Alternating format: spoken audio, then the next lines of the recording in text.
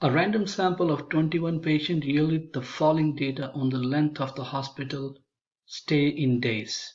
You're given this data in this table. What you are asked to compute and interpret the quartiles, determine and interpret IQR, which is an interquartile range, find and interpret 5-number summary, identify potential outliers, construct and interpret the box plot.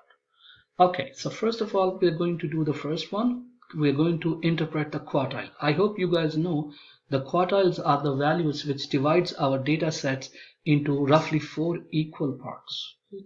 So the first step is going to be, we have this data, and first step is we are going to find Q1, Q2 and Q3, right? So the 3 quartiles are given by, so it means in the first problem we have to find number one, we have to find Q1, Q2 and Q3. And in order to among these Q1, Q2 and Q3, first of all we are going to find Q2. We have to find the median of the entire data set. That's the first step we're going to do. And in order to find the median, one needs to arrange this data in an increasing order, right?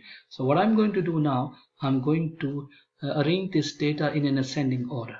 Okay. So what I have done here, I have arranged this data in an increasing order.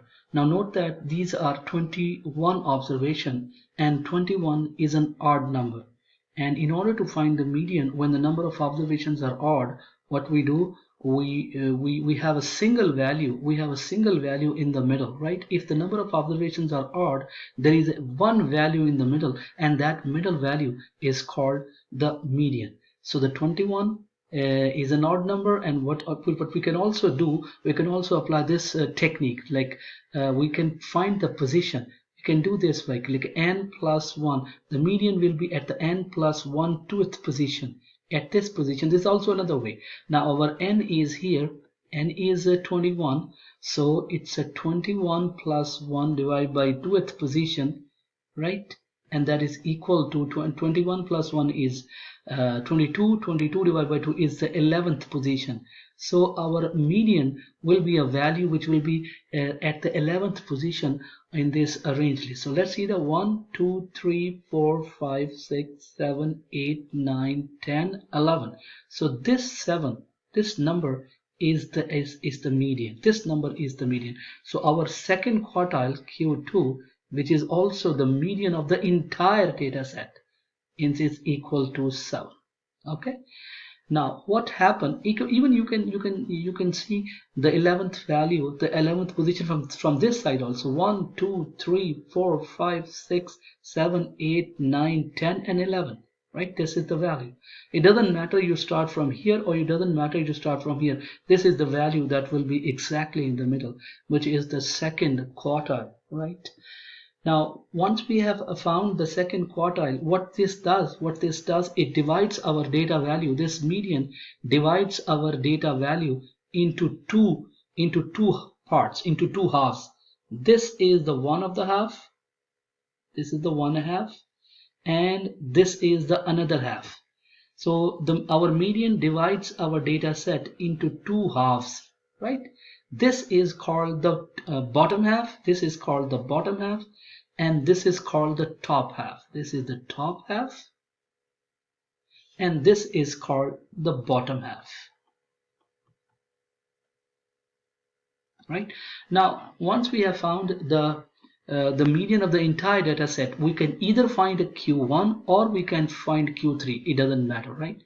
Now, what I'm going to do now, I'm going to write the bottom half of my data set. Let's write the bottom half. Bottom half of the data set is 1, 1, 3, 3, 4, 4. It's a 5, 6, 6, and a 7, right? This is the bottom half. This is my bottom half. This is my bottom half of the data set, right? But remember, as the number of observations are odd, and I told you in the previous lesson, if the number of observations are odd, we always include the median in both the halves. So what I'm going to do, I'm going to write this 7 also. I'm going to include this median. Let me encircle this to show you that this is the median. This is this median which I have included here. So remember this technique, remember this thing that's very important to understand. If the number of observations are odd, we always include the median in both the halves, the bottom half and the top half. Okay, so how many observations are these? 1 2 3 4 5 6 7 8 9 10 11. 11 is an odd number, so 11 plus 1 will be 12 divided by 2 is 6 value will be the our will be the median. So what will be the Q3? So the our Q1, sorry, our Q1 Q1 will be the median of this bottom half, is the median of bottom half of my data set, bottom half, right? And this will be at the sixth position, 1 2 3 4 5 6. So this is going to be our Q1. So my Q1 comes out to be 4. Okay, that's how you find a Q1. Now what we are going to do, in order to find Q3, we have to focus on our top half of our data set. Let's focus on the top half. What is the top half? The top half of my data is what? It's a top half. This is 9 9 10 12 12 13 15 18 23 and a 55, right? So this is the top half of my data set. Again, as the number of observations are odd, this median, the Q2, will be the part of this the half also. So I'm going to write this 7 here, and I'm encircling this one in this way to draw your attention that this value has to be included in both the half.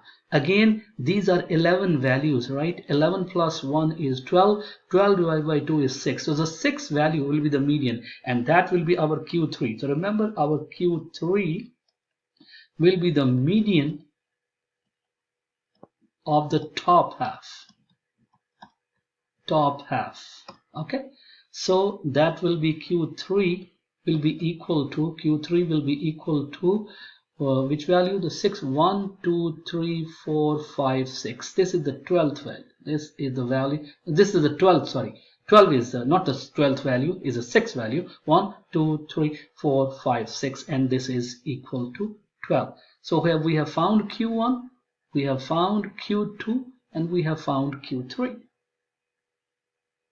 So we have found Q1, Q2, and Q3. Now what we are going to do, we are going to interpret. What does it mean? Well, how we can interpret our 3 quartiles. Now Q1 is 4, and remember, this is the 25. This is the 25% of our data. Our 25% of the data values lie in this area. And this is the next 25%. 25%. This is another 25%. And this is the top 25%, right? And that's why this is called a quartile. It divides our data into roughly 4 equal parts, right? This is 25%, 25%, 25%. It means that 25% of our data values, 25% of our data values lie below, or I can say this in another way,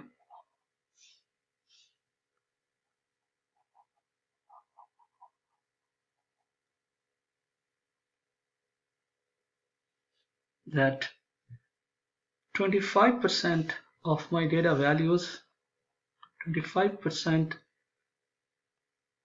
of data values lie at or below 4. Again, 25% of data values lie between between 4 and 7. Again, 25% of our data values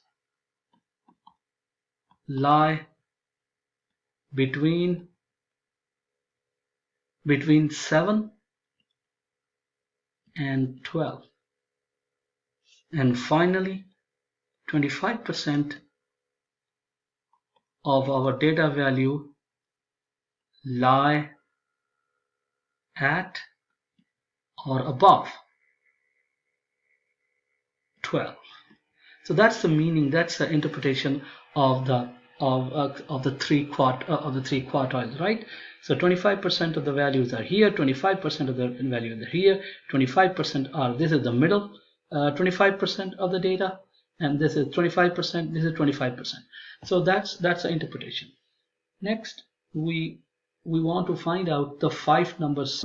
Now we're going to find the 5 number summary. And what is the 5 number summary? This is 5. Now we are at 5 number summary. And what is the 5 number summary? I hope you guys remember the minimum value, the minimum value, the first quartile, the second quartile, the third quartile, and the maximum value. This is called the 5 number summary. Now let's go back and see what is the minimum value. Our minimum value is 1. Our minimum value is 1. Our first quartile is 4. The second quartile is 7. The third quartile is 12, and the maximum value is 55.